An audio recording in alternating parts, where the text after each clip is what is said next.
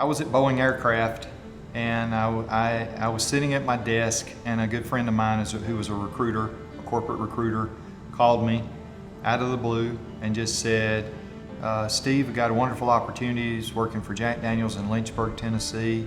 They needed someone in supply chain management, and that's where my career had taken me outside of JSU. And supply chain was an amazing career.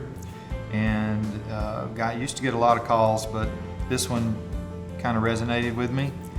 I was wanting to come up here, but I told him no, I wasn't going to come up. And I said, you know, my mom would kill me, first of all.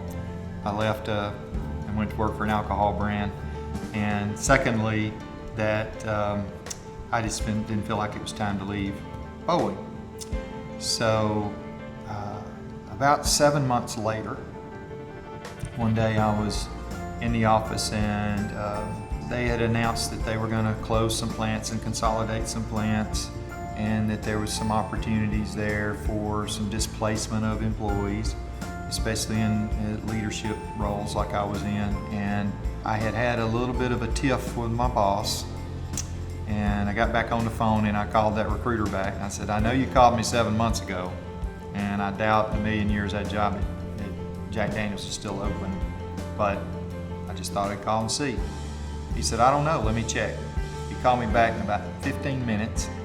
He said they just decided not to hire the 7th guy that they had brought in from another state to interview for that job, and that I told him that I had a candidate that I felt like was perfect.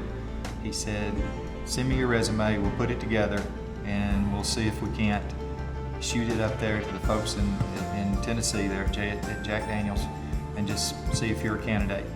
So we put it together. I didn't even have a resume together at the time, so he helped me get it together. We sent it up here. They called back that evening and said, can you be here Saturday? This was a Tuesday. And they had been looking for somebody for a year.